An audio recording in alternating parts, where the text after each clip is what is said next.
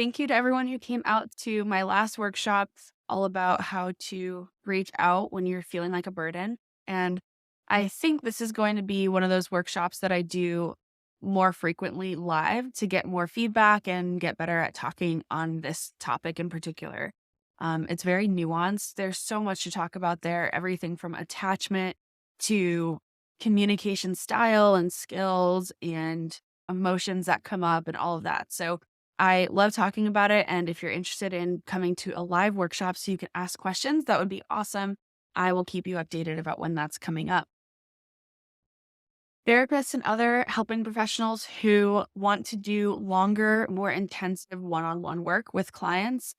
This is something that I've started moving into, and I absolutely love doing therapy intensives. You can do this if you're a therapist, OT, PT. I know that some of you listen to this podcast and do really great work with clients, especially already in group formats. But for those who kind of want more in-depth, targeted, individualized work, a therapy intensive is perfect. And you can learn all about this in Stephanie Feld's Therapy Intensive Summit. It's May 13 to 16, and I'm speaking there all about chronic pain and illness intensives. It's a free 4-day event. So there's a bunch of us talking, and some of the other topics that people are going to be talking about include intensives with psychedelic psychotherapy, betrayal, trauma, relationship counseling, having a social justice centered practice, inner child work, financial strategies for therapists with Jenny Schlottmiller. She's awesome. I love being in her membership as well because she just is so knowledgeable about all things taxes and therapy. She's a therapist and CPA herself. So I'm really excited for that.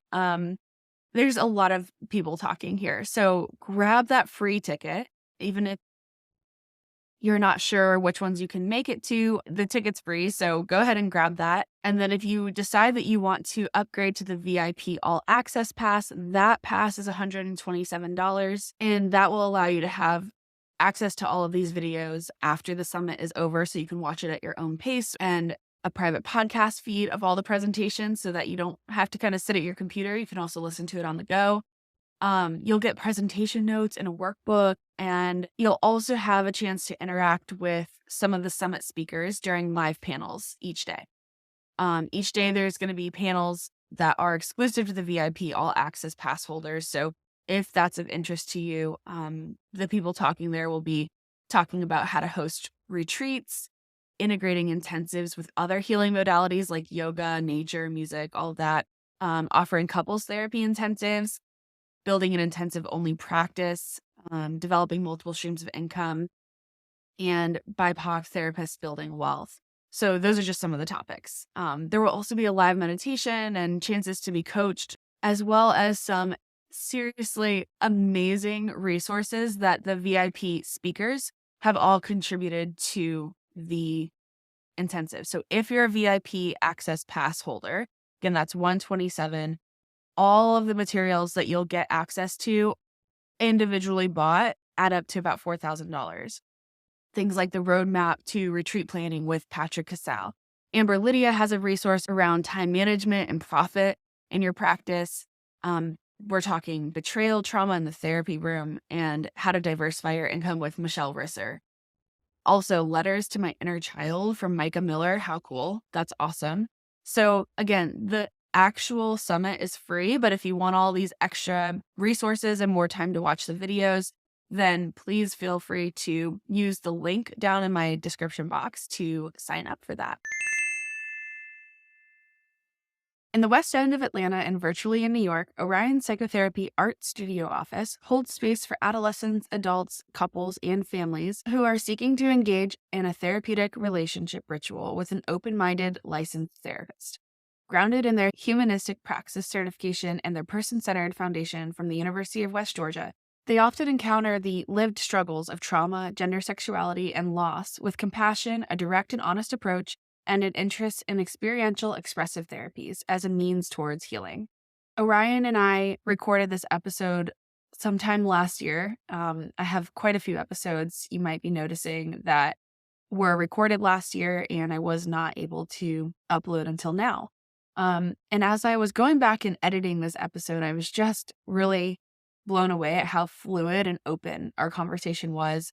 Um, we talked about emotions and defense mechanisms, life experiences, and how that all interplays with our chronic pain experiences. And the whole conversation is kind of the epitome of how to feel your feelings. If you can, watch this video on Spotify or YouTube because Orion's office is beautiful. I am obsessed with it. So you have to see it. Go to YouTube or Spotify to see that video. And conversations like this truly are exactly why I started this podcast.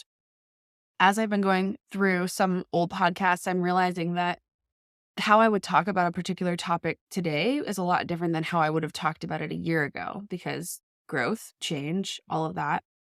But it was really cool to hear my conversation with Orion and to realize that I wouldn't change a single thing about what I said or how I said it. This conversation feels like we just had it yesterday. So I hope you really enjoy this episode and please give any feedback if you're listening on YouTube. I would love to hear from you. Please tell me more about your space. I read online about it, but I'm blown away. It sounds like you have an amazing mission and just such a creative, beautiful, welcoming, warm space. So please tell me all about it. So it's pretty much my first space I've ever had. Um, it's in an old giant white church building in Westview, Atlanta, and it's been mostly converted to art studios. And I've always liked the vibe of like whether being in a school or a church, that's like a kind of very Atlanta and other places of Atlanta thing. And I like the idea that there's a lot of like energetic hub vibe going here with the studios. Before COVID, it was open door policy. So a lot of times I would have to go get my clients out of the hallway because they'd be talking to an artist or engaging. There's be a cat that lived on our hall. And so, and I believe even there's just a lot of spirit. The church particularly was kind of like a children's school. So, it's got some energy there. And um, has a ton of plants. This is the rock lounge. So clients can just kind of, Wow. a lot of them more and more use it to be in their body in different ways. That's all client art that's behind them. Here, I can actually do a little more. This table is basically I keep watercolor in between my clients and a bunch of fidget toys, which again, just it's not shocking, but just how many of them use fidget toys, giant fish tank. And then this is my kind of art corner. So a lot of my paintings, I do cores, which we could get into with clients too. I often just say like, What is that? What is course? yeah, so I'll go there. And so, part of what I would say is like, someone can just come to my office for an hour and sit in it, and that itself will be healing. I think of it as a psychological play space. And really what I want to present clients with is like, you have the choice to do something. So move, listen to your body, and even watching them switch from one place to the other or switch toys. And it's just this like such at the heart of what we're talking about is like, remember that you can access awareness to do something different, tone in. Oh, I want to sit differently. I want to play a different toy. And so much I can go into there. And um, wars, started with the ideas of like negative core beliefs. And then I realized, oh, wow, there's positive core beliefs and neutralizing core beliefs, right? Like my bestie says, life's too serious to be taken serious. I love that phrase. And I'm like, no, you need to take it serious, right? But that's a neutralizing core belief to kind of release pressure. Through a lot of that work, I would talk a lot with clients about cores, and I ended up doing my own meditation one day. And I guess I wanted to get back before, as I say, and it's kind of like, okay, let's go back to like before, all this shit in your body, right? And then it's like, okay, let's go to childhood. And then it's like, oh, wait, you don't have psychic barriers. Whatever people are telling you, you're just like taking it in. Okay, let's go deeper, right? Okay, let's go to the womb. Okay, right? Your original. And then it's like, wait, you're on your mom's chemicals and hormones. And what happened when she found out that she was pregnant? Was it good? Was it bad? How much stuff did she suffer through pregnancy? And then also, even if it was really good, like my mom went to a Diana Ross concert in New York Central Park while I was in the womb. Maybe that was a little bit too much for me. All the noise, all the screaming, all the, dopamine and serotonin my mom was on. And maybe I was like, literally like tripping in a way and even too much. And so I'm like, okay, let's go further back, right? Let's go back to the point of conception. And I'm like, wait, your whole body, your chronic illness, all this stuff is programmed into you, and then you have ancestral trauma, which I, like, really get into too, and it's like, "Wow, okay, wait, where's the beginning? Like, when are you not?" And then I ask my clients or friends, people, myself, if you could just imagine what is right before that, right? Just honor that maybe there was a time, no matter what you believe in, as many lives as you want, that maybe there was a part of your soul and spirit that existed before this lifetime. And could you just imagine that that's possible, right? Just hold that space and allow your body, your mind to put something there, some object to hold that as a reminder at the center of this core. Um, and you can change that later. You can put multiple things, whatever you want. And as I said, that's the whole point of this kind of core work is to go and establish this place before all of this that you can tap into. And then I do work with them to draw it, to write about it, to buy things that represent it, like buy a shirt that represents it, right? Um, buy a charm that represents it, all sorts of things. So that in what I like to say is it becomes a somatic, imaginal experience and place. And over time, a lot of my clients, when they do this work, they now have a place where they can store and savor good memories, good learnings, good experiences. And I even say, like, my core, so it's liquid hot magma ball of that. So hot, it can even take the worst. So I can put the worst in there and it's still going to grow. And I can talk a lot about this. I love core concepts, but ultimately, like, in the end of the day, I'm trying to help I almost would like to think of it as like it's a new organ inside the nervous system, and maybe if we were to call it the calm system, the core system, right? It's like reestablishing, and again, a very, in a way, imaginable but physical somatic place that we can go to tap into. Yeah, I'm thinking about just kind of internal family systems and that your core self, or in somatic experiencing, we call it the felt self, a felt sense of self. Like, yeah, I think we have different words for it in different modalities, but at the end of the day, it's a very physical experience. When do you feel most, well, I was gonna say grounded, but that word I think has been used so much to like as a coping skill. So I just want to clarify for people listening, like to feel grounded is when you genuinely can feel the things that are happening around you. You can feel your chronic illness flaring up. You can feel the tension in the room. You can feel the conflict in your family, the conflict in your partnership, and still know who you are and still respond from a place of this is my value system. This is who I am. You can have your feelings, you can have your emotions, but I'm gonna like, and I can hear you and I can be with you in that while still knowing who I am and how I feel inside.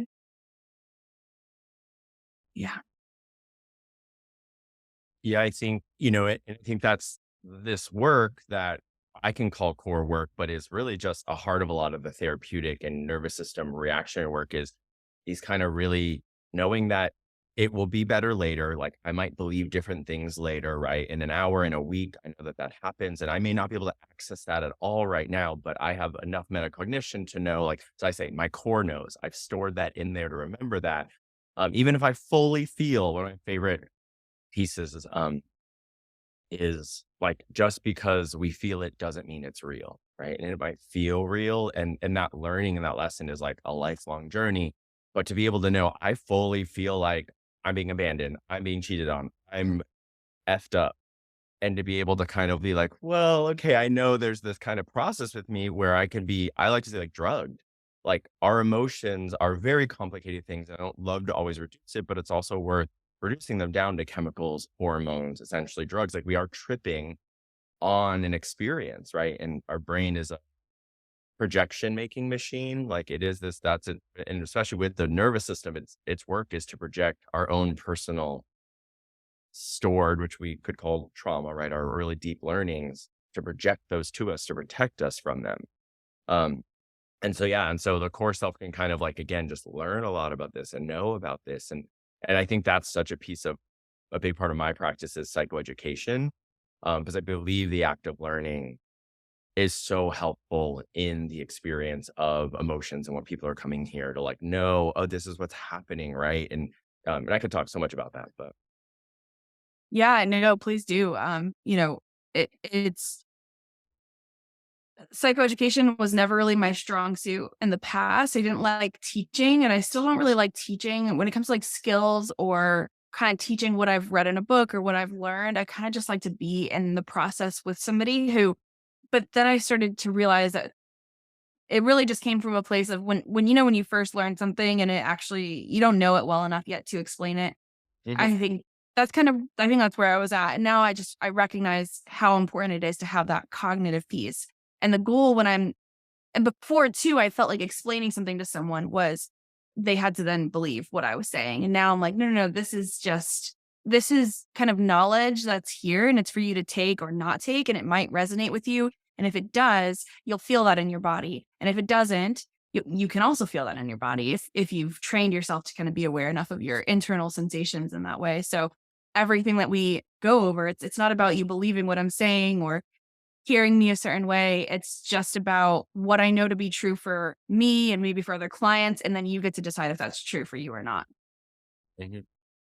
Yeah, I one of the they say is like, why am I going to the workshops teaching me how to heal my clients and disorders, and why aren't my clients? And there was a period of time where I would get permission and take clients. Like, oh, this is a shame workshop. I know the exact client needs to come. This is a workshop on the gut biome and mental health. Like this client has been teaching me about that, and I brought her right.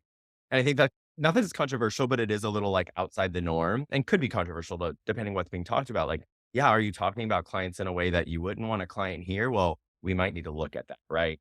And there's layers to that, but ultimately, I think what I, as I even say, like I went to this one workshop, I think Kathy Steele, and she drew on the board the nervous system, and that was after 8 years of therapy. All like it shifted something in me because I just had to now, and I'm very visual, so I had a very visual understanding of what's happening and being like, oh, that's what's happening when I'm having this attachment reaction, like. I'm getting triggered. The drugs are coming through my, through my eyes into my thing, and then I'm feeling it, and then it's repurge. I was like, blew me out of the water. And it's just like, so I do, Totally. yeah.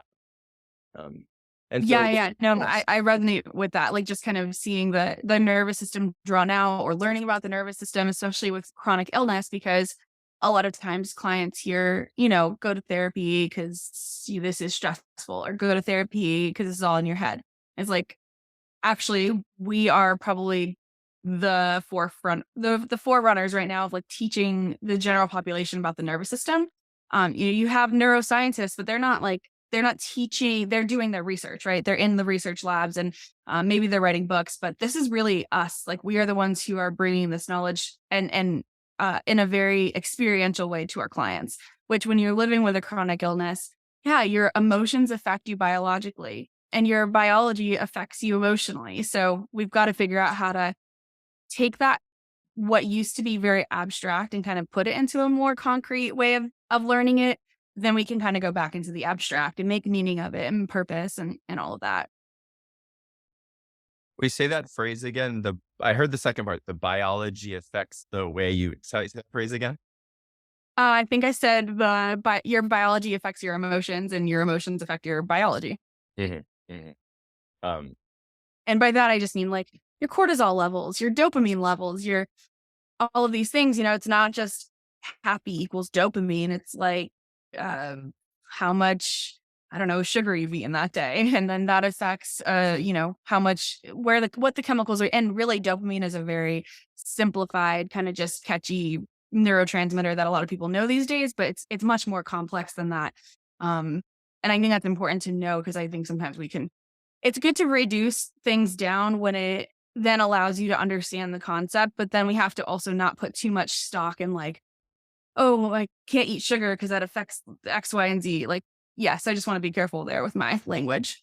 yeah, no, and I love that, right? And that's even your brain having enough awareness to do that psychological flexibility to be like, oh, wait, going too far. And that's part of what we want is to be like, oh my gosh, I'm having this whole experience where I'm, you know, projecting my trauma in this moment. I could feel something's bigger. And yes, I'm just on drugs and chemicals. And even often say like, they're like often say like the brain is electricity. It's more complicated than that, but it's a firing. It either fires or it doesn't. But there's way more layers to that, so it can be complex. And then the body is more chemicals, right? So it's a dosage, it's water, it's fluidity. So it's this idea that like once you get dosed, you can't just kind of turn it off. And with CBT, we can practice more of that idea in the brain. But ultimately, like if you get your body is trained to give you a minute of dopamine or a minute of depression collection, whatever that is for your own self in that moment, it might be a minute. It might, I even think with shame, the dose of shame I often see is a reoccurring, like we might say extended release. It's like every 10 minutes, it's going to remind you, it's going to bring you back. And for whatever reason, that dose has just been trained to return to it and go back to it and remind you. And you're like, well, I don't need this. And that's not metacognition. I don't need to do this. But then again, to be like, and the other side is like, and this is my body. And it's what it does. It reminds me. And it's just my work to like keep having the experience. And I like to say, then in that moment you come into creator self and we work to have freedom, which is layered with reactivities. Doesn't it's that's the definition of, like I say, classic reactivities. You're not there, you're not present, you're not aware when we're 100% in the phase. Um, yeah, and I just I really go ahead. Yeah, I was gonna say I really like that the concept of I think it's important too, especially with chronic illness. You're talking about shame, but whether it's shame or a flare up, like we have to think about once you experience something, how long does that last in your body? So if and the more you're aware of your internal sensations, the more you'll get a grasp on this. I think in the beginning, people can get really frustrated because well, I don't know. Like, I don't have any awareness. I can't even tell you like how I feel right now in this moment. So we practice a lot of that. But then the goal is to figure out, yeah, how long does shame last in your body? How long does joint pain, like if your joint pain flares up, how long until like that flare up starts to die down a little bit? And the reason why that's important to know is because then you can know how to support yourself during that time. Instead of, like you said, where you kind of go like, oh, I felt shame. Okay, that's done and over. And then now all of a sudden it's popping up and I don't know why it's popping up again. It's like, well, that's just how long it takes to metabolize in your body. Like it might need, this downward curve and that kind of tapers down, by the end of the night, or maybe it's a week, maybe it's a week long process. And when we know that, it also decreases the level of fear around it because it doesn't feel like, oh, this is permanent. This is always going to be here. I'm never going to get over this. Even what you're talking so much here is like acceptance, right? So even if you're working to accept 10 hours a week, right? You accept that moment or understanding, okay, I know this takes a while. I know this is what I need to do. I know I have a chronic illness, right? That itself are releasing other chemicals, right? They're releasing acceptance or dopamine or, I don't know if serotonin, right? But they're releasing whatever the acceptance chemical is, release, right? And that itself is so, and we can talk about like in the micro, like or macro, in that experience, right? Um, in a way, chronic illness is this really profound metaphor for reaction, and they can teach each other because it is, part of, as I would say, when clients come to me, it's very like, I don't understand what's what. I'm like tens or with zeros, or I'm fine or I'm not. And it's really, there's not a lot of fours and fives and six and eights. It's hard to really to know that there's not as much, and there may be a lot of knowledge, but it's confused about what goes where, and that. And I think ultimately, as I work with clients, chronic illness eh, or reactivity, there's this process of starting to be able to like, oh no, that was a 7 and that was a 5, and as well catching it earlier.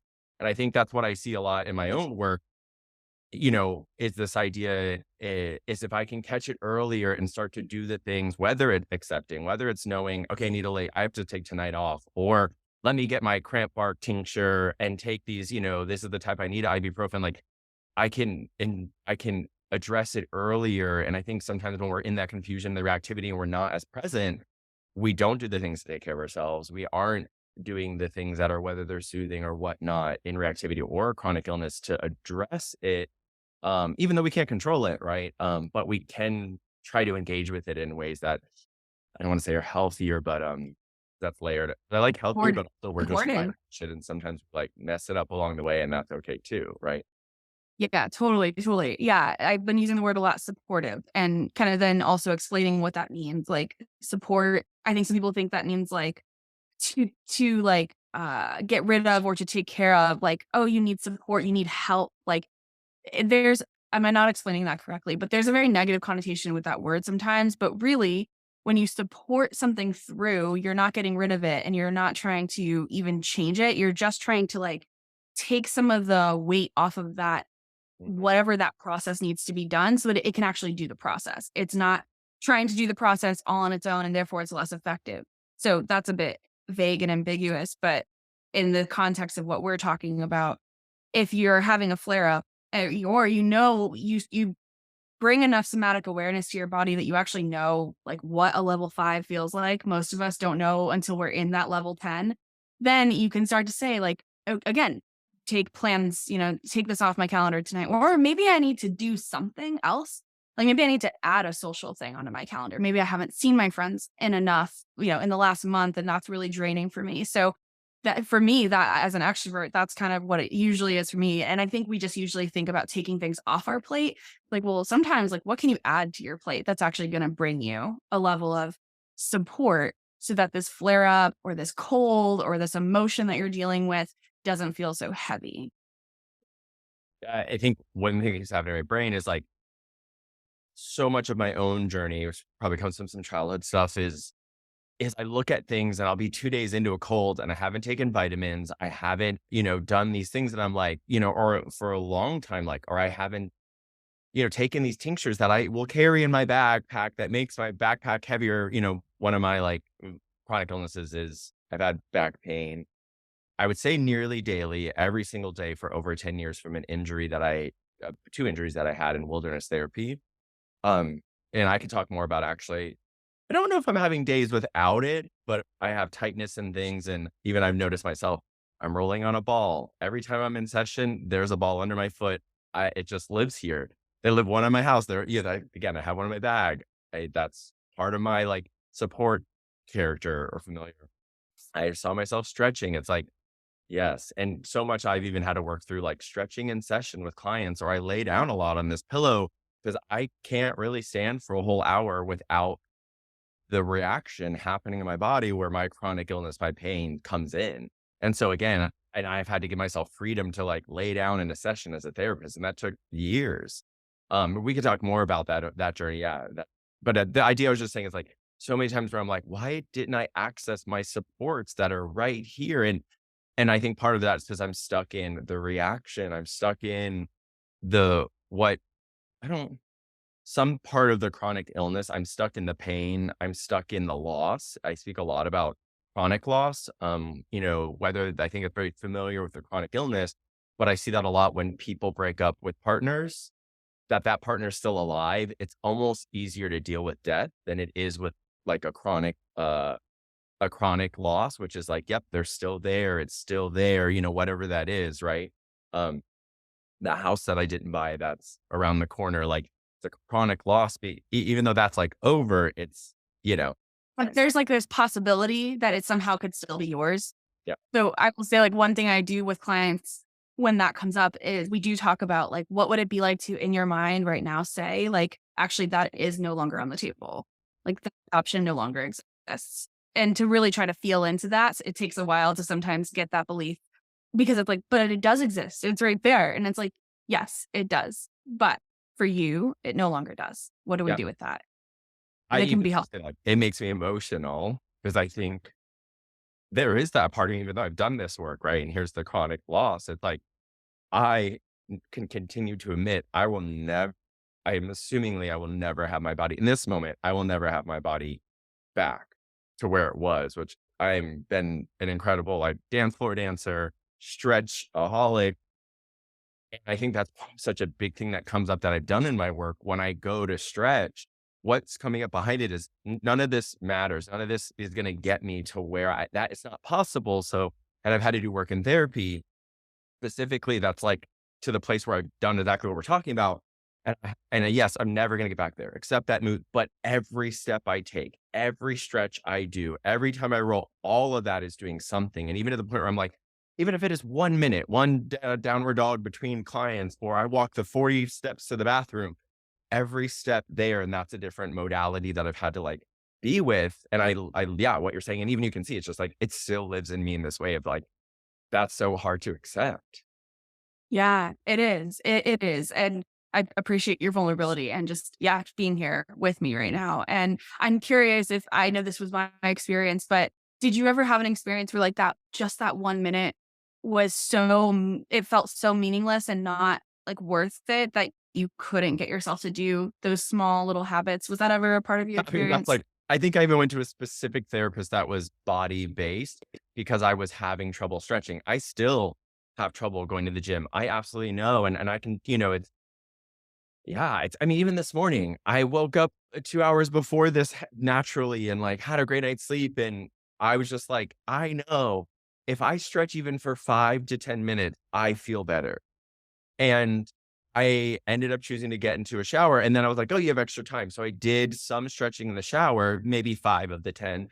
Um, I absolutely, I would say that I don't know if I'm constantly, but, like, that is a huge part of the struggle is that it doing what I know to take care of myself, and I think because part of the reason is it's so attached to all the pain, all the loss, all of you know, and so it in a way, there's just, you know, and I Right. also have a drive to just like keep going, just like I'd rather do the fun thing. I'd rather just lay it, whatever that is, that maybe isn't as healthy for my back per se. Well, I think when you do these things, you have to slow down. And when you slow down, all of those feelings come up that you moving quickly avoid. I just did a solo episode on this, but, and I will say the other thing that comes up for me is, this was true for my experience and for a lot of my clients too. But when you grow up in an environment where you weren't helped,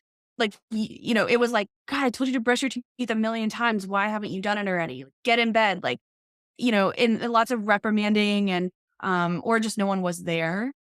Um, when that was the case for you, the act of doing things alone now just brings up all of the grief and the trauma from when you were a child.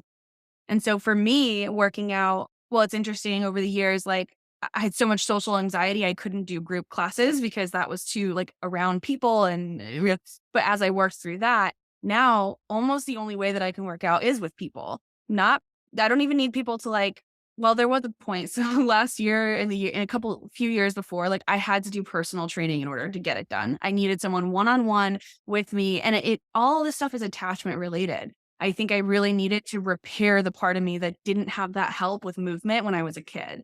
So hiring a personal trainer was a part of my self-care, self-healing, all of that, because it wasn't so much about someone teaching me what to do. It was about somebody like literally holding my hand through it.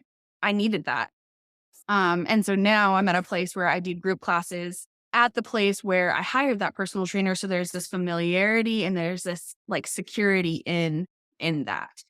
Um, and that's been really, really eye-opening for me around like how to do these things on your own. I mean, in clients, like I have so many clients in PT, they're like, I know I need to do my exercises, but I can't do them. And I'm like, yeah, because you're trying to do them alone. Right. Like we are communal species. We're not meant to do this stuff alone.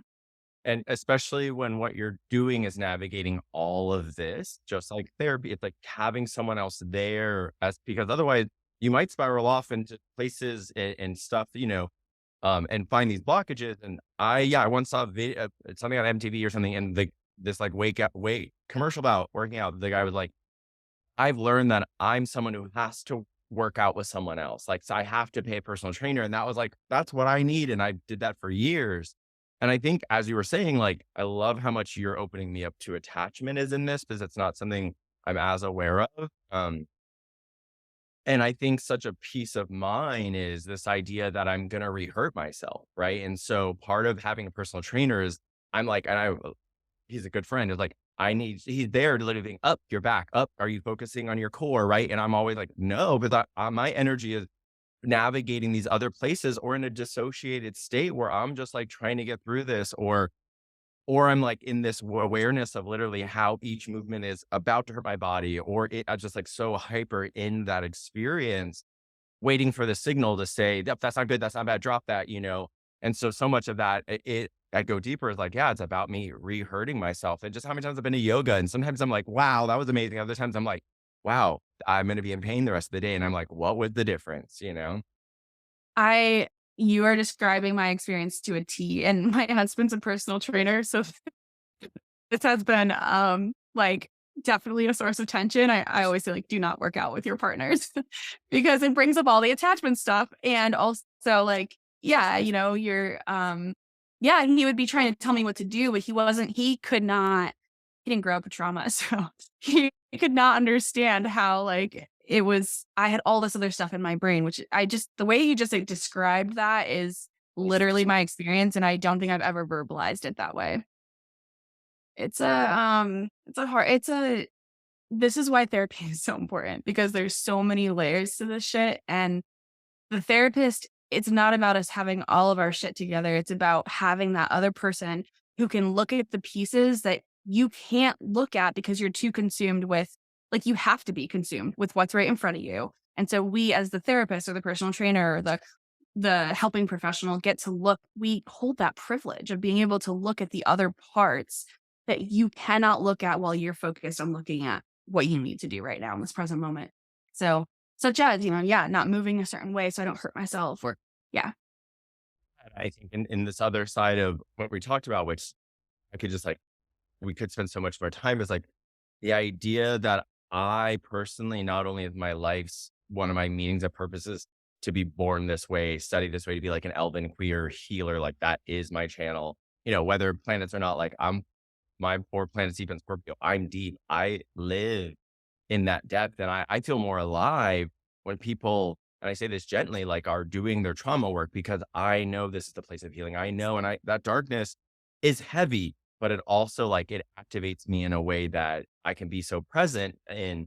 And so like we can get into like, yes, intuition and my like my own purpose, but like I've spent my life studying this. So another part of that is that knowledge and being able to break that down and transition that and help people understand. And we talked about some of that. I think that's the last piece I'd say is like, and the reality, because I'm not in what you were just talking about, I'm not in all of that. I have, and I think it's a privilege. It's an offering that it's a shared relationship that I can hold these things and I'm like, oh, here's that theme again. Oh, here's this, right? That there's this kind of way that I can kind of be like eagle eye view, to these things. And then I can bring those back down and be like, oh, here's how this, and there's so much I think in this work that's what I'm doing after it's like, is it like Mission Impossible? Like I feel like there's like an invisible screen in my brain, just like, okay, there's that core stuff. Oh, here's the family stuff. And I'm kind of tracking it all while they're having this experience and being with them. And then kind of knowing like once it's all said, kind of being like, okay, what's most important, right? What needs to happen? Is it something relational that has something to do with all this, insight? As I say, insight's great. It's 30% of the work. Like it's all actually action and moving and choosing and trying and then creating a greenhouse, a safer container with your inner critics and with trying and with messing it up and with knowing we're never going to get it right. And we're a prototype of ourselves. Like that's a huge part, I think, of the work a lot that I do is like the container of the psyche and what's going on in there. Yeah. Yeah, absolutely. Oh, yeah, that was all beautiful. Yeah, and then even like somatic work, moving in session or doing art or anything that takes you kind of out of your brain allows you to integrate this stuff so that can you can do it. Like, if you're just sitting there thinking about it, you're just in your head, we heal in community, we heal in relationships, and it's because of all the things we're talking about right now, and you just cannot recreate that on your own. You can get far, like, you can get far reading all the books and thinking about it and journaling and doing all that stuff on your own. Lord knows I did, but at a certain point, you will get stuck. You won't be able to move any further, and it's because you need people, whether that's a therapist or, just your friends that are also on this journey or a mentor of some sort. Like, it doesn't have to be therapy, but we obviously we are therapists. So we're going to be talking about what that's like in therapy. So, And some piece of that for me, at day one of the things I say is basic level magicians, just think about it, do more, write it down, say it out loud to yourself, even just saying, well, why did I just do that? Or I'm having back pain, right? There's something magical about that, right? Some people might call it kind of manifestation. That gets a little poppy. And then even further, if you really want to take it, is the acts of creation. Cook about it, make a altar to your chronic illness and healing of it, right? Whatever you express yourself through, it doesn't have to classically be art, plants, right? There's so much stuff that I like to say it could probably be anything, but it's the intention of it. And I love what you're saying. And I do believe, from what I understand, we're like a community based species. So like we were out there being scared and we'd come back to our community. And that is the social engagement factor they talk about in polyvagal theory. It's like our body's like, oh, we have this, right? And and such a big part of therapy, I think a lot is like they are using that skill of another person, and that itself helps them to stay more engaged and less. And so sometimes they will spiral off into the reaction, which is also part of the work. I have to say, part is confusing. You're going to show me the mess, and I want you to like go out, and we're going to practice this newer skill of like not fully going in and kind of the dance of the fire. And my last piece I would say is like I also speak a lot about connection of other things. And I think art can be that, I like to say the spirit of things, like some of this work, like the felt sense exercises, like you feel your pain or anxiety, whatever the felt sense is for a few seconds of consciousness, then you go to something else, right? That could be another part of your body that feels different, but you can even go to a tree, right? And then you connect with the tree and you're like, oh yeah, trees are, wow, they're majestic, they're big, and then you come back and it's like, oh, does that feel different? And then you do that again. And this time you evolve the thing. You shake your hands or you feel the tree grow and bloom. And then you come back and you can do that a few times. And most times people do that. It's not that it goes away, but it changes gears. Right. And I think the spirit of the tree, the spirit of connection can be your pastimes, can be, even I would say ancestors, right? These like really other things that are still connective. Right. And so there's so much in that level too that I think, yeah, it can be that. Um, that we can kind of take with us in a way. Yeah, I think what all this keeps bringing back up for me is is fear of pain, which again, like, so being around somebody who has some knowledge, it's not just be around anybody that would Mhm. reduce your pain, but having somebody who understands pain and you trust them inherently Yeah. starts to reduce your pain. One, when we're around people who we trust, it evens out our heart rate variability, and that's associated with pain levels and how our body feels pain. So that's part of it, is just being around people that you trust. And people you trust could be either because they're emotionally safe, or it could be like you are with your PT and you like genuinely that they know what they're doing. Yeah. If you're with a PT and you feel like they don't quite get your body, you can do a lot of exercises and still feel like hell at the end of it. So that's where some of And this feel emotional. scared that they're like, oh, Yeah. this person isn't being aware. This person isn't telling, like, and even day to day. I know that there's times that my PT was on it, and then there's days we're talking and because we're friends, like, and I can feel the fear of like, awareness, like, oh, you're not as present here.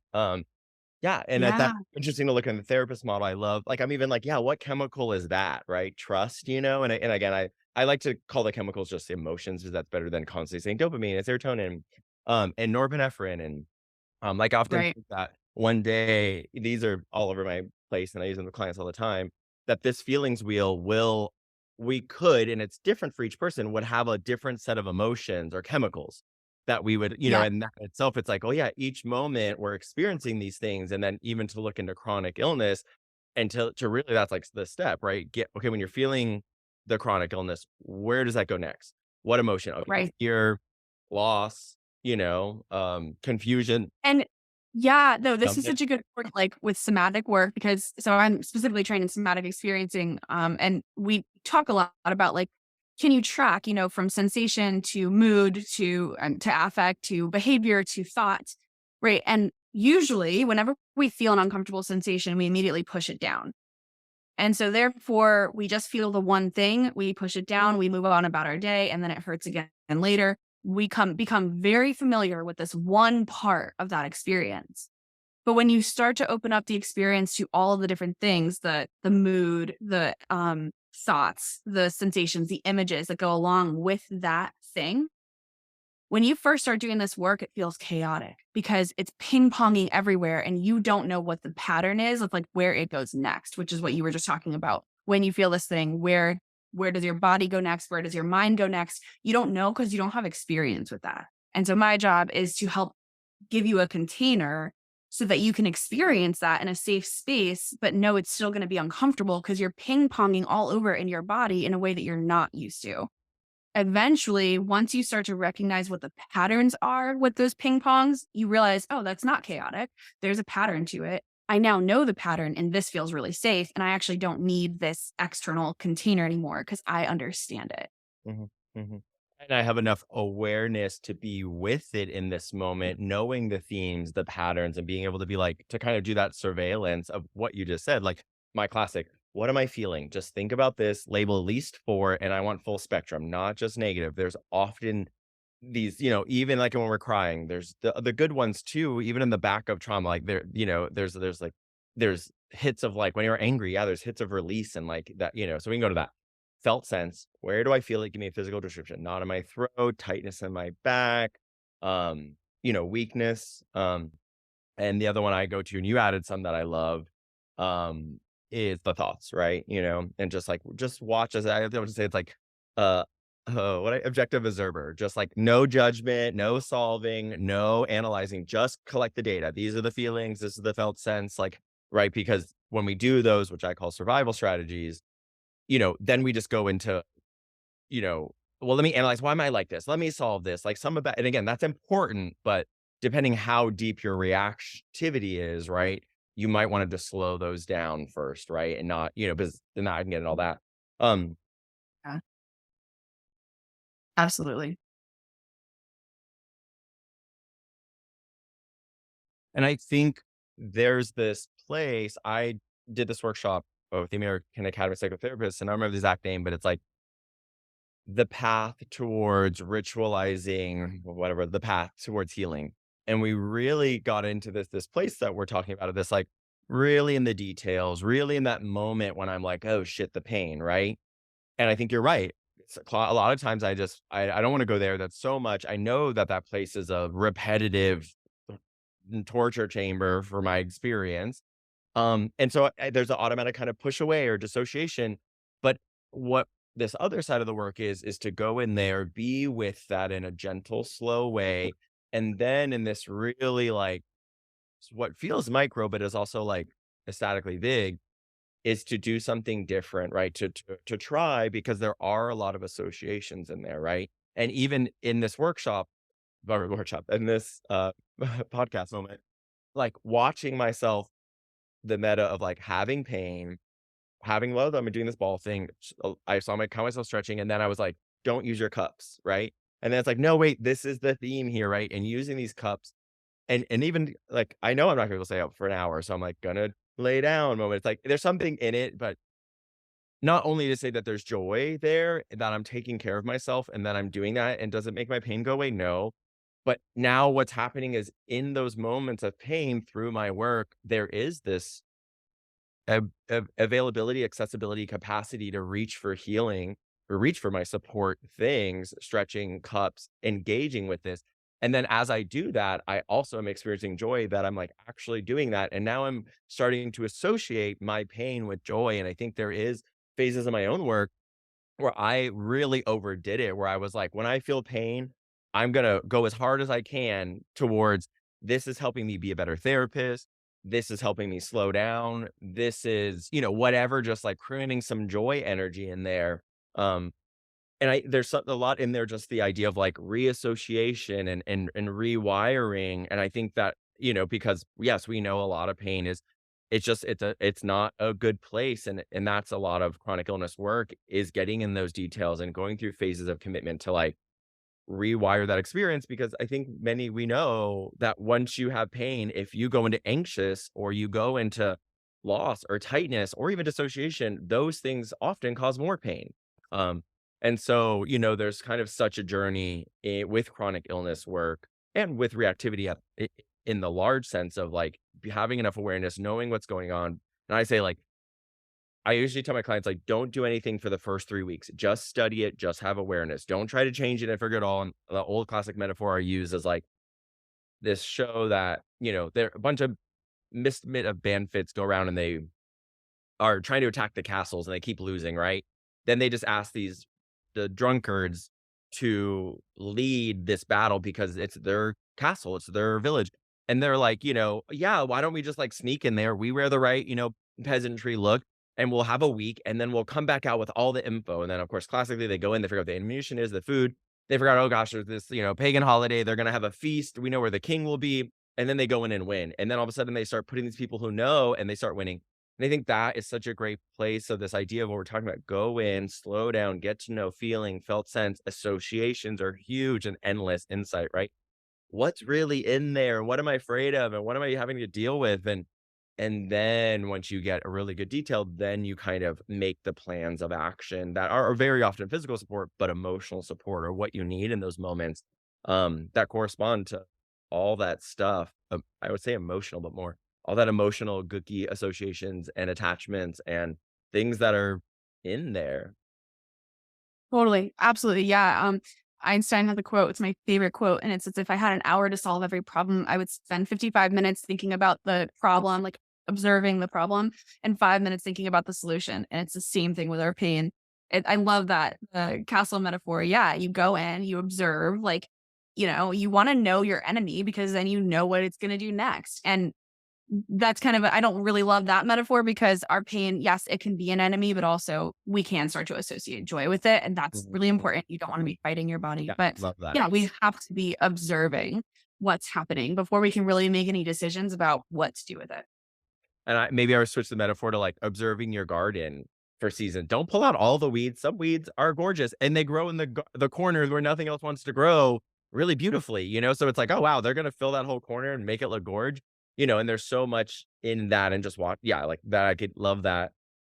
There's I think another like what the idea of trust that you were talking about when I think in IFS, right? If I look at parts of myself, such a journey in a relational way is developing parts of myself that support myself, whether the emotional work around my chronic illness or the action or the understanding and how that does take time and work and it's kind of exhausting, but because it also doesn't ever fully heal it, it is a process.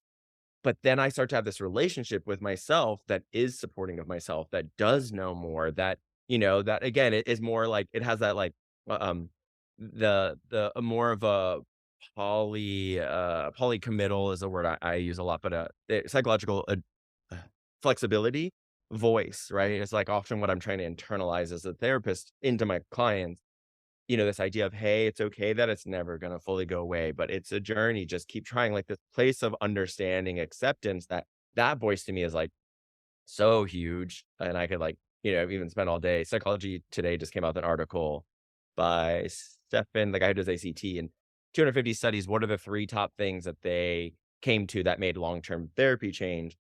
Awareness, psychological flexibility, right? The capacity to hold balance and multiple truths, which is frontal lobe, which we have a hard time accessing when we're in our reactive selves, right? So we talk about core self, grounded self. I can hold a lot of truths when I'm there. Um, and the last one was values, which I thought was really interesting. That one kind of like makes sense. But yeah, the psychological flexibility one is one that just like, I don't know, just fully turns me on and has done justice for my own consciousness. And I think just like reactivity. And if we look at the idea of chronic illness from that place, when you're really in the pain of the chronic illness, right? The the reactivity of it, we aren't often in the psychological flexible place. We aren't in the place of multiple truths. We are in this place of pain and suffering, and it's never going to end. And I hate this and confusion, which we didn't have an open, but like the idea that you're supposed to get help from others in the medical field and spend all this money, and that's a place worth dissociating from, like so. There's just yeah, it feels less psychologically flexible and more of like a reactive spiral. Yeah, yeah. A lot of people these days, I think, especially like coaches and like less attachment based folks are using it in a way that's like, okay, like what are your values? So how can we help you get there, but from a place of kind of committed action? So like just commit. But in my work, it's like, well, we're not going to commit to anything until you feel safe in with where you're at right now, which is very Rogerian, right?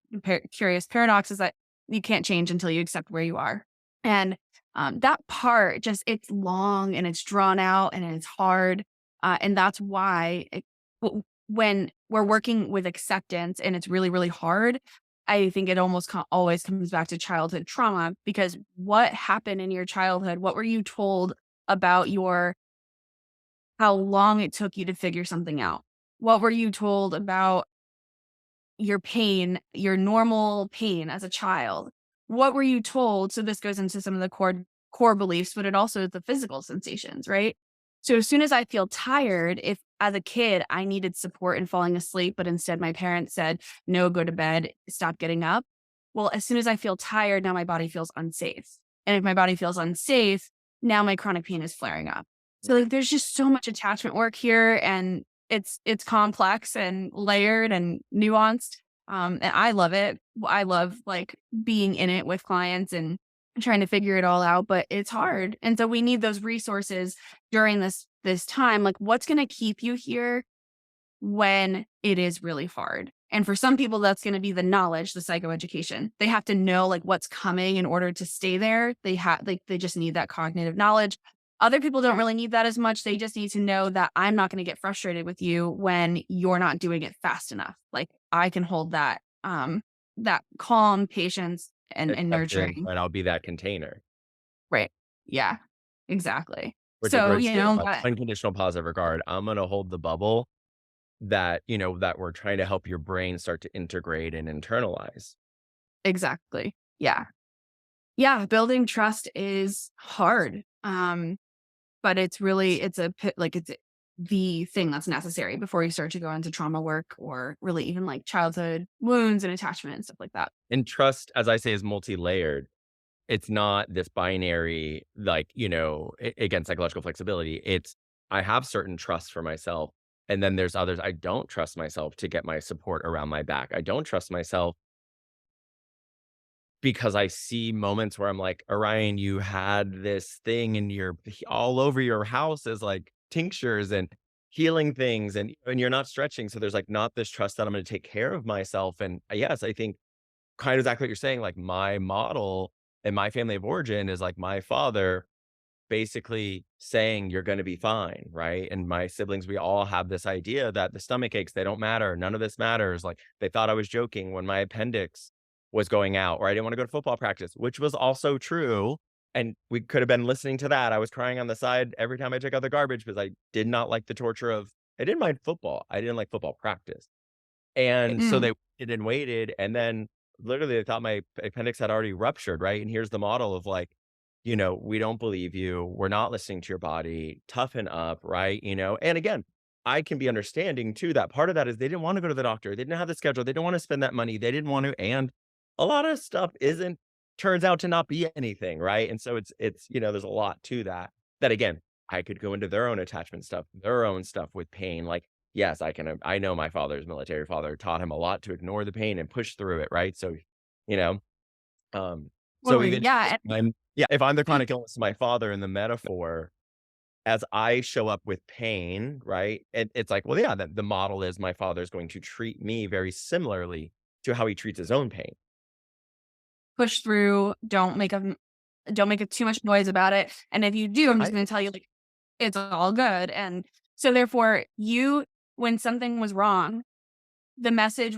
So we can talk about like core beliefs and stuff, and I think that's a big part of it. But for me, I think my clients like they've already done a lot of that and like trying to change how they think about it. And so I kind of go into like, okay, you know that there's a bit of self worth about here, but there's also just like a very simple nervous system repetitive action thing that happened that now we have to undo. So it was pain, and then somebody says not worth looking at. And so you were literally just never taught how to say, here's how we go to the medicine cabinet and take some Tylenol. Here's how we call the doctor and go to the doctor and drive to the doctor and listen to the doctor and follow up with the doctor. Like you just didn't have the neural wiring to do those things because it wasn't taught to you. So now as an adult, that's what you're supposed to do. But you didn't have someone holding your hand to say, like, this is how we do this. It's like tying a shoe. If you tell a kid how to tie a shoe, I told you how to do it. I told you how to do it. Like you have to show them. You have to use your hands and show them how to do it. You cannot just give them a book or tell them the words on how to do it. you have you can choose to create that pattern for their own nervous system that isn't a one-time showing how to do the shoot, and you're going to remember the larger pattern. And maybe there were moments they did that. That's not what I remember. That's not the majority. That's not what was taught into me and Yeah. associated with my own pain. And again, the layers of ancestral, and that's, we can get into that and so much of that. It, and I love this other side is like, even I feel you doing the work with me, like so much of something that's like hard for me to go around, but I know is a truth, um, is that such a big reason why I sustained my inner injuries is because I was afraid to go to my bosses to tell them that I needed a workers' comp case because I thought workers' comp was for bad workers. Like that was the last thing they wanted, right? That like image of my father being like, last thing we want to do is go to the doctor or deal with that.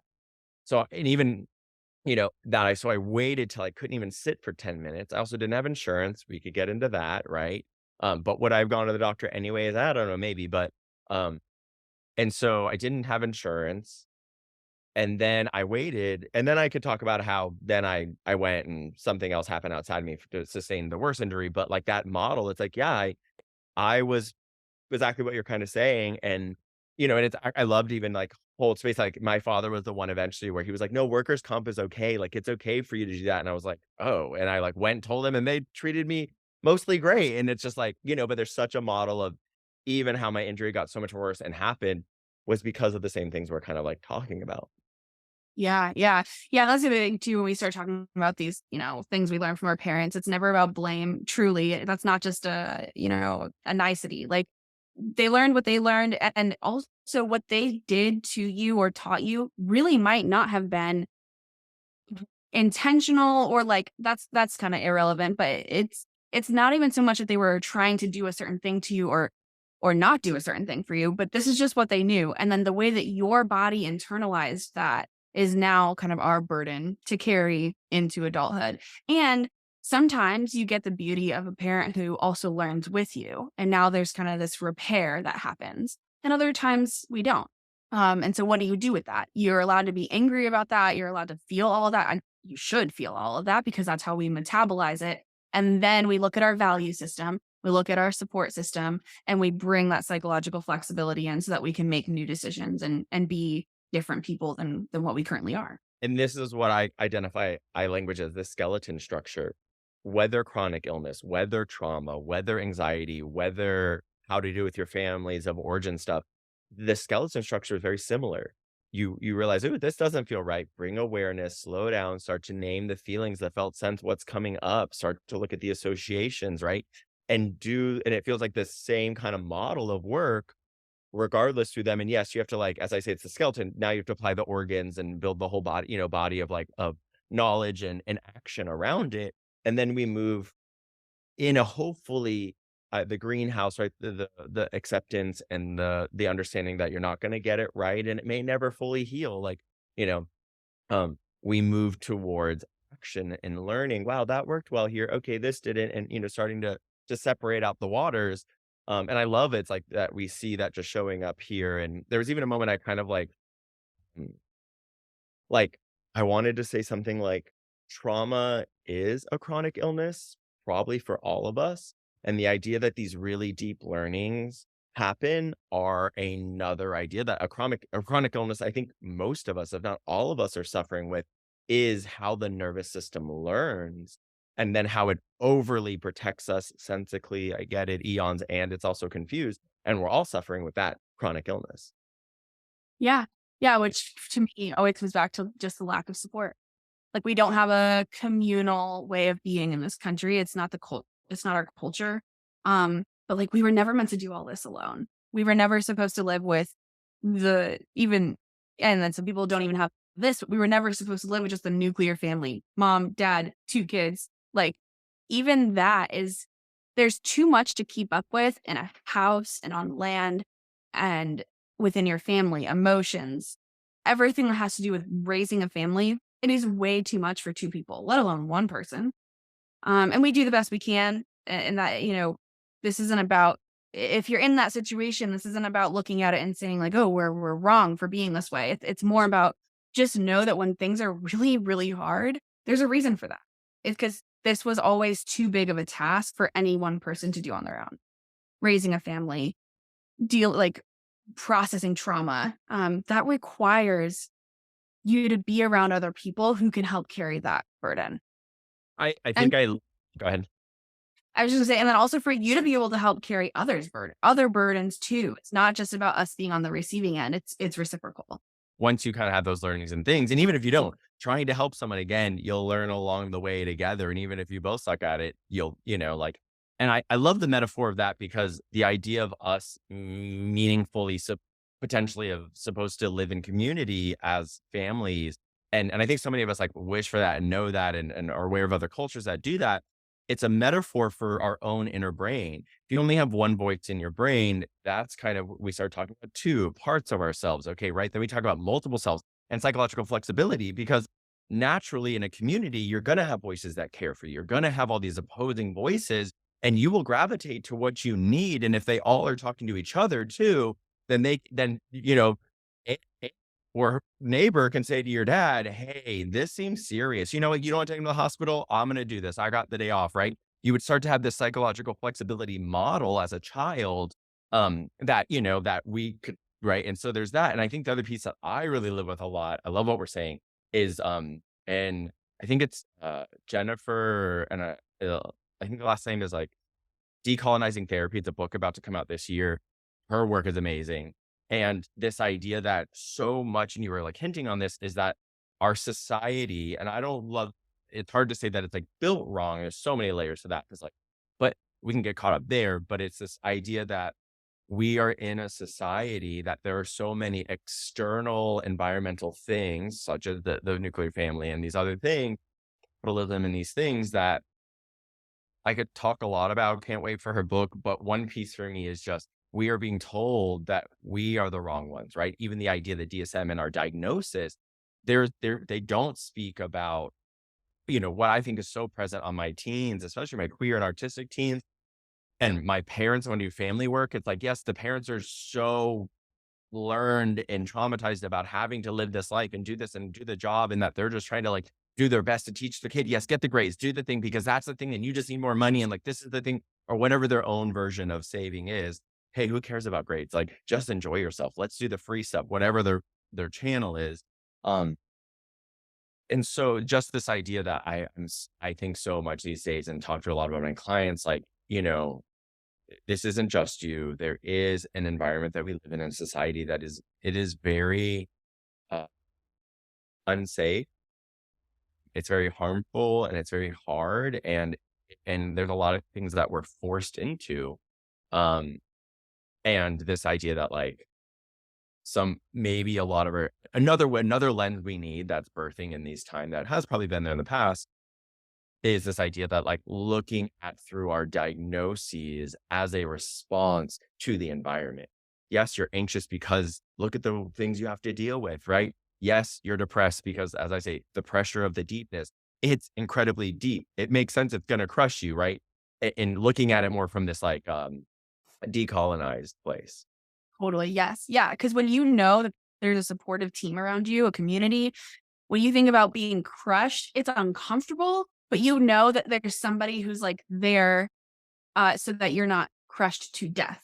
It's like you know that the crushing somebody else while you're crushing under something that you should be trauma, something that you're the natural human response is to be crushed under that scenario. Then there's a community of people taking care of the things that need to be taken care of so that your life can still be sustained. Mm. And that is what we're really missing. Like in this country, if you can't pay for all that extra help, then you don't get it. You don't have They're it. restricted unless you're married, unless it's your family till Yes. 26. You can't be on a felt insurance. Like, I should be able to be on insurance with my community members that I'm sharing my sickness with. The people I'm getting COVID with should be on the same people that are on my insurance plan. And no, you can't share that finance, or you can't say that. You can't even typically share a job. I mean, even that, like, why don't we have four people with the same title co-sharing the job and ideas and doing that? It's like there's layers to that, but it's just like, yes, we are forcing people into individualism in this way that's really intense. We could talk about even the idea you're allowed one partner. What? Right. Right. Yes, Yeah. if that's your channel and vibe, I'm so here for that. And you should be allowed to have as many as you want and financially supporting each other, tax if that's your truth. And there's so many layers to that. But yeah, I love your commitment to support, and I from the outside am kind of sitting in this one place of like looking at your theory of change and also kind of like how that's developing and like, yes, yours is going to be your own words and you're the one that fits your own model of existence and experience and trauma. Um, and how much support is a thread in yours. And a little bit of me that like, if I was in therapist help, I would be like, okay, what? You didn't get that support. And maybe you did it so damn good that you're like, yes, that was the moment and we could do work there. And then I'm like, oh, and I can't pull my own thread from this exchange, right? Because like, I'm too in it. I'm too caught up in it. And even just like my own curiosity, like, what's the thread you keep hearing me say, right? Like, is there this like thread through my theory of change? And, it's interesting. That Yeah. while talking about like, I can't kind of get so eagle eye view that I can be like, this is a thing, Orion, that you're like, keep returning to. Yeah, yeah. Well, it's interesting, right? Because in community, that's how we find those eagle eye threads. Hmm. Hmm.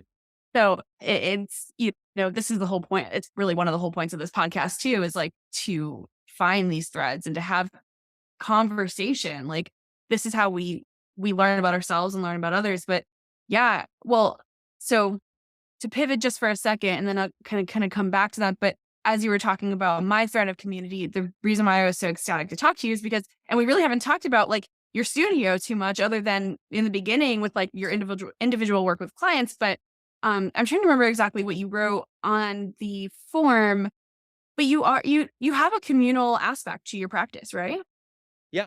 I would say that like in my own life, I'm heavily community focused. I am part of intentional community for a decade and a half that practices a lot of this and is such a part of this. And and I'm very privileged to have a very strong, big community that, takes a lot of work and has a lot of what we're talking about in and openness and acceptance is like the heart of our community.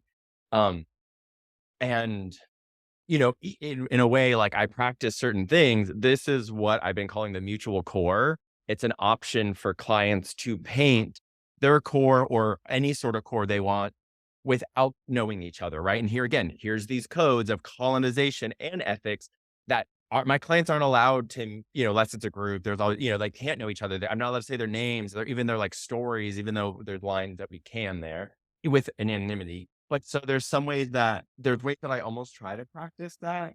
Um, I do a lot more couples and family work these days. Almost any teen I see, I'm going to work with the families of the siblings. So I think there are ways that I think I like couples so much in family because we're accessing each other to help each other. And this whole thread of support is so much harder when you're with one person. You're teaching them how to support each other and get support. And it's so interlocked to this one in their parts. And it's again a lot easier when I can get a couple to understand each other and support each other. And like, it's like, oh wow, okay. But I'm curious. I wonder what that thread might have been, or Yeah, yeah. So what I was thinking about you and as you're just talking now is like, I think the biggest thread that you brought today was around psychological flexibility. And so it's just the concept of taking in new information, always learning new things, which is really, really big. Um, in the context of like in the context of chronic pain, like everything it sounds like you've done with your back pain, like you're seeking out new information. You're working with, you've worked with a PT, a personal trainer. Like you are and you're learning. I think learning is the biggest piece because I that inherently does bring a sense of flexibility. When you know more, then you can expand more, you can move more. And our pain is very much the same way. Like when you know more about it, I mean, as simple as the other day I was in the gym and we were rolling out and I got this like nerve pain and I had such an intense pain to it. And usually, I mean, in the past, that would be like, oh, jump off, like done with this, can't do that. That was bad. I shouldn't have done that. And now it's like, oh, wait, you just actually like pressed a little too hard. Just lighten up a little bit, which, sorry, I'm like going in a oh, tangent here here, for it, but here for it. what I also realized was the reason why I couldn't lighten up off of the foam roller before was because I didn't have the arm strength to do that. So if somebody were to say, "Oh, well, if you're going too hard, just lighten up," but I couldn't even verbalize. It was wrapped up with shame and even just a lack of understanding of my body. Like I didn't have the arm strength to do that. And so how can I lighten up? I can't even do that. But if you help me and you support me and you move my body to where it needs to be, well, now I've created space for new understanding to come in. And that's a big part of psychological flexibility. So information, I think, is what you've brought into this conversation. And yeah, I think the piece I brought in was more that like communal support. And both of those things are needed together in order to build that psychological flexibility. Yeah. And part of what, you jump straight into reaction, right? And that's what we're trying to slow down, like just, not having that flexibility to say, well, slow down, there's space here. What's going on? What do I need? Right. Multiple supports come in, multiple parts of you. And then you're like, oh, and one of them is stronger and better and is able to say, wait, I can do this. Or you could ask for help. Hey, I can't move. Can you lift my body a little bit? Or if you have the person there. So I love Right. what you're saying. I would say, like, thank you for naming it. And I used to use the word polycommittal, right? The idea that you could commit to multiple things. I have the frontal lobe that can hold, particularly when I'm not in a reactive space, that in this work, if God exists, God doesn't exist. It doesn't matter whether God exists or not, because I'll never know it. And also I've had some experiences that feel like it proves something is existing. And above all, whether it exists or not, how I hold that for my own psyche. And yes, believing something else more powerful, ancestor, spirit, trees, God, beings, holding that something is more powerful and more knowing than me. And I'm in a relationship to that helps the psyche, right? So in a placebo realm, just knowing that, like, I want to do it and it also affects the way I live, I can actually hold all of those truths, even though some of them are very mutually exclusive, kind of at the same time, and say, this part of me needs this and this part of me needs this, and access those in different moments. And I don't have to choose one. I can have them all. And I think that metaphor, analogy, whatever, can go to so much. And so I one of my big things, and I even loved earlier, I was like, my nickname is Ori. My intentional community name or Fae name is either Ori. I do think that's like the heart of both what I struggle with is, well, what is it? Do I buy the house? Do I not buy the house? Do I live in New York here? And I have this they less binary, multiple things in gender, multiple, like, my spirit, as I say, is not one gender. It's probably lived as both. There's so much more going on. And that truths for me has allowed me as a therapist to really be very flexible, very accepting, very open, always more, and I think that is like a heart of what I'm talking about, because then there is learning, there is openness, there is, when like severe acceptance is a phrase of mine these days. And as I say, acceptance doesn't mean you have to like it. You're just trying to hold a big enough container to be with it, to hang out with it, to get to know it. Totally. Yes. And what I'm also hearing though for you is that there is safety in not having one answer. Mhm. Like having multiple things be true at once is what helps you feel safe in your mind and body. Does that feel accurate? Um, yes, and again, my psychological perspective is like, absolutely, and sometimes knowing, and sometimes having that answer, but I can't have that answer all the time. Sometimes I'm in an experience where I'm like, this worked, this is my body. When it comes to chronic illness, even more of that, right? When it comes to my reactivity, maybe when it comes to things that are less safe to me, I feel more like, oh, I need more space. But there are certain things to me that I do know. I do love art. I know when I return to art, I feel better. I do know, again, stretching the layered one, like, there are these things, and that's interesting too. And so they're yes, and right again. And Oh, I think yeah. one of my biggest phrases is trusting the process. And I think that's this whole concept, which means trusting the bad too. At the end of your life, the worst thing that happened is part of the process. And the more that I think that is a state of being that I work a lot with clients, because not only is that in a moment having the trust we're talking about, fine, maybe a little bit of experience of safety of, oh, wow, this is really bad, but I can contain this, I can hold this. You then start to experience more grounded core safety. And then part of that moves into my whole other thing as a humanistically trained therapist. I went to University of West Georgia. This idea that, we really studied, or this tradition really studied, or at least presented human happiness. What makes people happy? And I talked about that earlier. Like, typically happy or healthier people have expressive practices in their life, right? And we could get into that. That's actually my logo and channel. But this place of trusting the process. And I say, as much as we're going to talk about mental illness and the bad and soothing and all that stuff and dissociation, I will eventually want to spend as much time talking about savoring, which seems like a simple concept, isn't easy, hardwiring happiness and good emotions and the work it takes to build confidence and self-esteem. And that whole idea. And I think sometimes when I'm having trust the process moments, I'm kind of not in a good place. And then some part of me is like, trust the process. And then I start to savor, identify, okay, it could be worse. Okay, if I trust the process, maybe even this stuff that doesn't feel good in the long run is actually going to end up being better, right? Classic trauma narrative work. It sucks now, but if you can get to a place where you can look back and not say that the trauma was good, right? But the work I've done has got me to a place where I can actually experience appreciating my back pain, appreciating that stuff because it's taught me. And there's those things that I can also associate with that journey. Yeah, absolutely. And, for people listening, I mean, if you made it this far, then I think you know what both of our hearts are. Like, one, we know we both seem to have an understanding of this stuff is complex, nuanced, layered, and that we're willing to kind of be in the mess.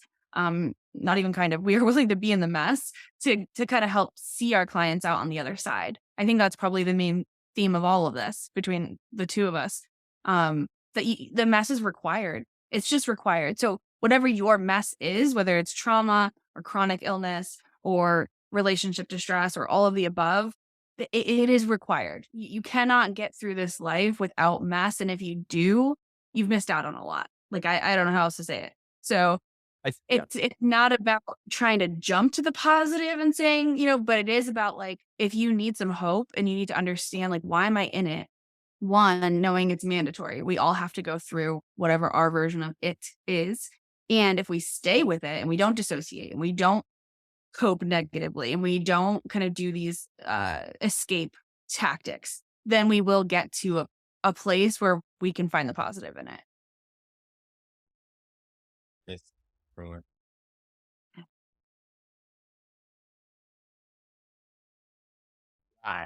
like if I can build enough parts of me that are supporting me and knowing these core lessons, right? Knowing these kind of pieces that hold the flexibility, slowing down, trusting the process, that I'm gonna need to keep learning, that I'm gonna F it up, that it's gonna get messy, that life is gonna keep traumatizing that. And as I say, like early in my work, I would say like I'm a trauma therapist and people would be like, Do I have trauma? I don't know if I'm, but it's like, whoa. And that's less now. I think people generally more understand a lot more about trauma.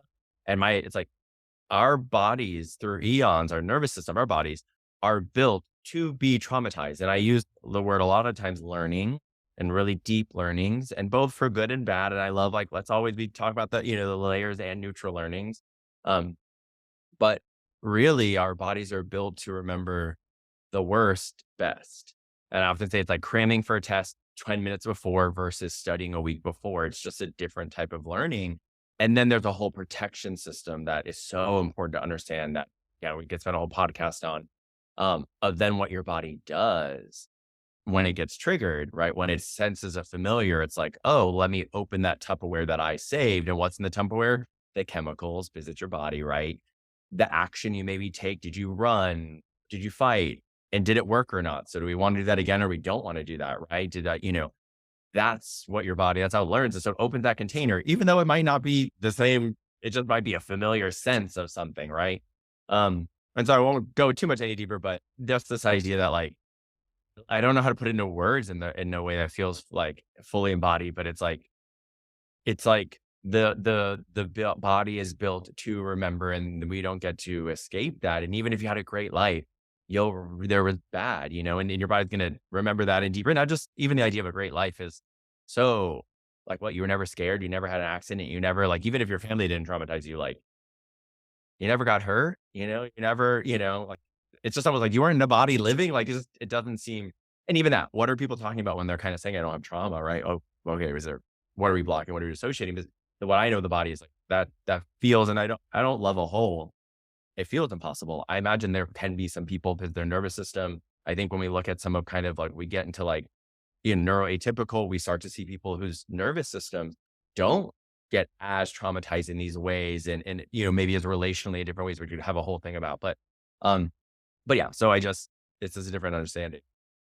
Yeah.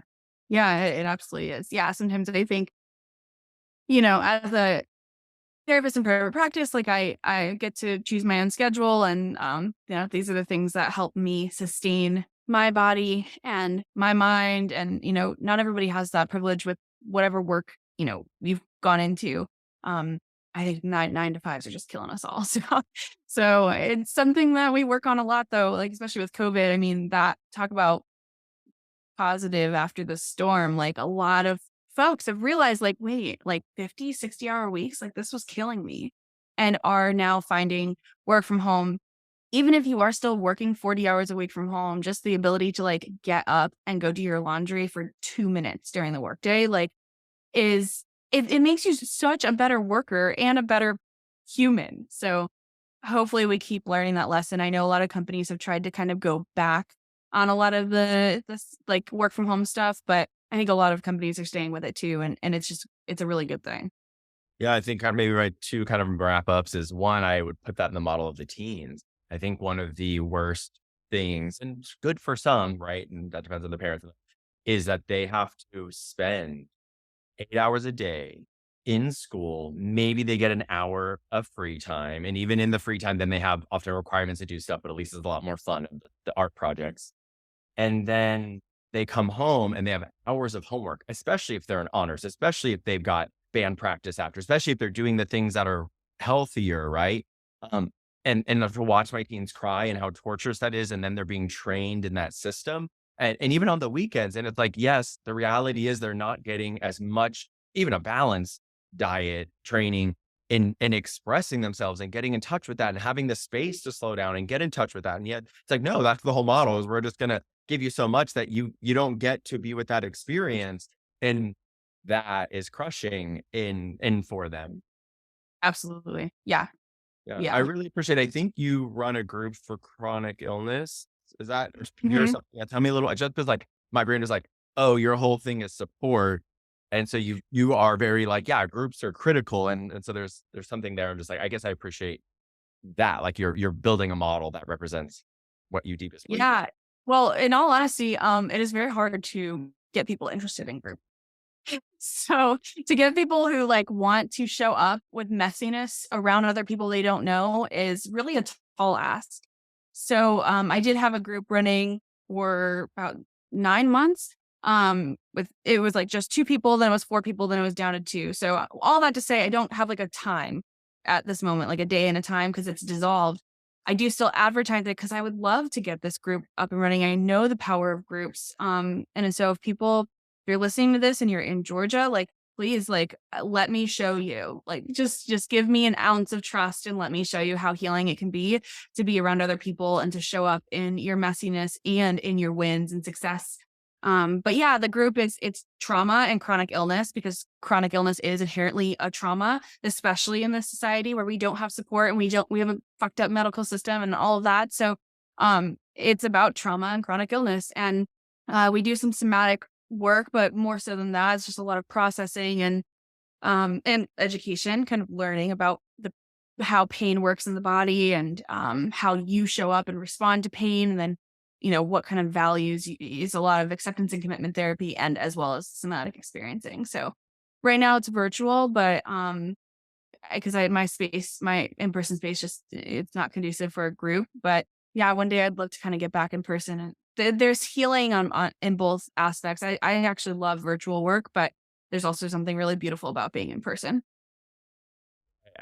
I, my experiences with groups, I ran a free queer and trans teen group and, they were there, but then getting them to come and I even gave the like, you don't have to be part of it, but then that it just was hard. It's, I think there's just, and especially with the model of what you're talking about is like, yes, people, yeah, like there's even like, we want to dissociate from the pain dealing with those things. Right. So like going to a group and having to share that is layered. Having to hold that for other people is layered, especially if we have our own and we're at our capacity. And maybe it's a little safer to do that individually with one and slow and know it's about us. And so but it's like, right. It fits the model of that's a lot. Right. Um, Yeah. yeah, I think if I was like, oh, if I compare what my model is or these things, it's like my such is this idea of like having the space to listen to your body, to slow down, do that thing we're talking about. Okay, feelings, thought, right? That model, but then to realize that it's more than just talking to me, right? Like the action, right? Do you want to do something with this? Do you want to paint with this? Even if you're not always choosing that moment, just coming in and there's all these choices around you, literally to the point I say right away, you want to sit in the rock lounge or do you want to sit on one of the two couches, right? And already it's like choice. And if that goes back to psychological flexibility, it's like having the reminder that you have choice to me is like is my model in a way. And sometimes just putting that in front of people, literally, there's a little thing that says there's always 4 activities that you could do. The mutual core, write a letter to those who are in jail is one of my things. Um, for the forest defenders, right? Like if that's gonna do something for you, and if that's, but it's just like there's a little like this like list of choices. Like here's some expressive arts activities that you could do. Yeah. Yeah, which I do, I think you do really infuse I mean, when I was reading your website, like, there's a lot of just community, energy in what you do, so it was really I just loved it talking with you today, and, yeah, there was an energy there that we kept going, and I loved it. I really appreciate it too. I think it, you know, it you even when I did the podcast, I had no idea the other chronic illness till I got to your question. And it was just this kind of like, right? It's like spirit for me was like, yep, exactly. This isn't just an open talk about yourself. It has a theme that like I know is a piece of work for me, and how much work happened here, and feel really grateful. Yeah. And so and even just like watching myself, that the piece of me, like I feel I'm walking with like a sense of pride. And I was like, that I'm aware that I'm growing a capacity to take care of myself. And I was able to literally witness that in this like kind of, way. And I'm storing that and I'm savoring that, putting them in my tour, right? How can I represent something on my planet? Well, I'll put a bunch of cups there. I'll put a tincture fountain that magically squirts whatever tincture I need, right? Um, Yeah, oh I yeah. love that. I love that so much. So much loved your vulnerability and sharing with me. That allows me to share more too on this podcast. So thank you. One more piece with you. I was curious when we did the light, I wouldn't even call it the meditation, that core piece and went back there. Is there something you'd place there? Is there something you'd want to place there? Like what would you want to place there as a holder? And again, it could be 5 things, right? What would you want to place there, or did you, That's a to real hold that place for yourself? that's a beautiful question. Yeah, let me sit with that for a moment. The thing that always comes back up for me is just being able to receive. Um, that's what I'm always working on is how to receive. I'm trying to figure out how to put that into like a core imagery or thought. Um, I guess what's coming to mind right now is a waterfall, and I tend to be on that top pouring out, and it's really nice to be at the bottom, and the pressure of the water kind of just the waterfall, like, deep pressure, it can be so healing, somatically healing. Think everyone knows weighted blankets, like, we just love those, and so same kinda concept, weighted blanket, like, receiving that pressure, I think is something that I just did not grow up knowing how to receive, I only knew how to give, so being okay and being and seeing the beauty in receiving, and if you have a thought on how to summarize that or paraphrase that, I'm more than open to that. Yeah, I often say trust the process, right? You can change it later, you can update it. That's the whole point of core work, is to continue. I call it re-encountering the core, to go back to that place. If you're having a good moment when you were on that roller, like in that moment, you could be like, okay, how do I add a little metaphorical image to this? And right. And maybe it is literally just like this hand pushing up, or a really strong hand that's like a stone coming out of the waterfall. That's just a reminder of that memory.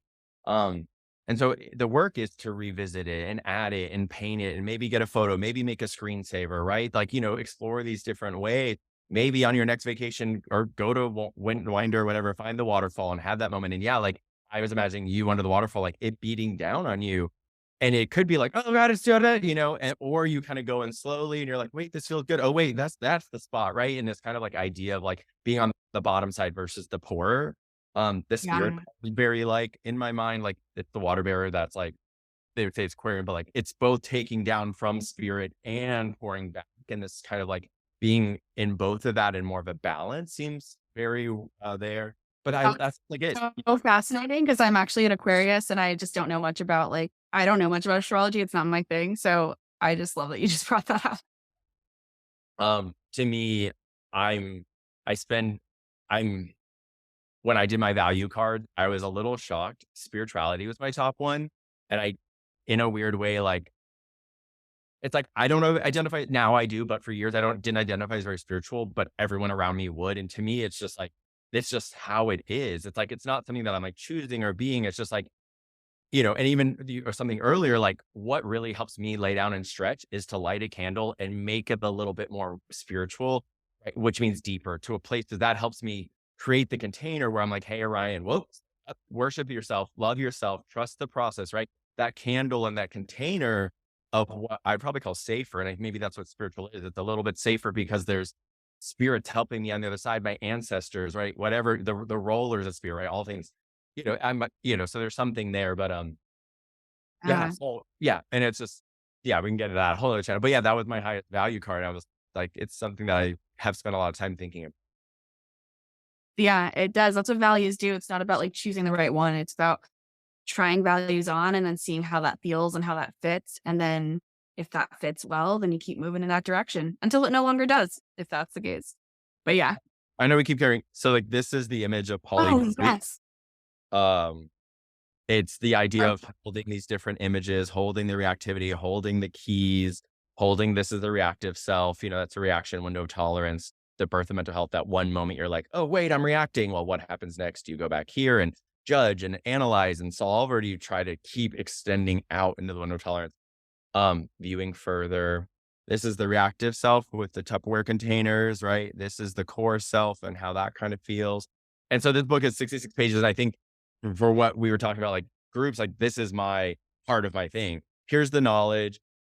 I mean, it's in here. Like this is the support. This is the other that I think helps some of this work. And it's a full of client artwork and all sorts of things on a lot of stuff we talked about. And I'm currently putting them in as like one of my friends, right, showing each others was like, just take all the keys and put them. And the end was like my bestie said, just put the answer right here.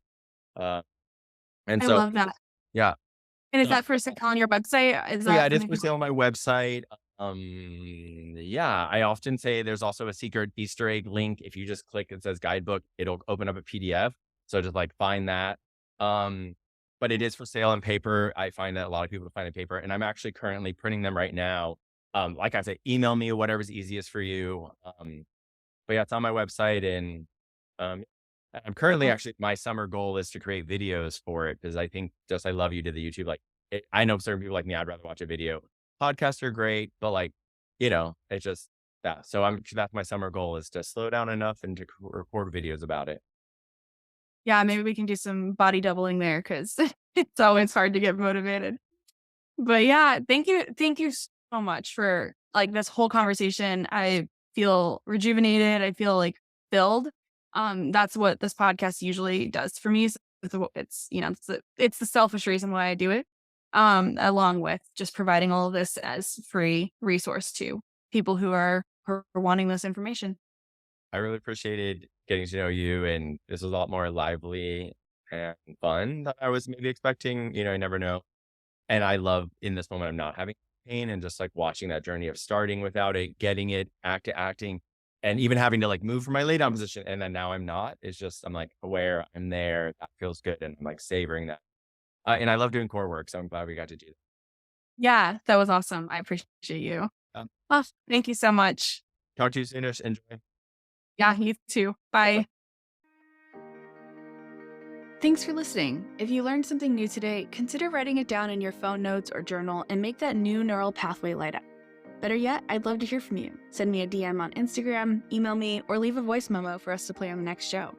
The way you summarize your takeaways can be the perfect little soundbite that someone else might need. And lastly, leaving a review really helps others find this podcast, so please do if you found this episode helpful.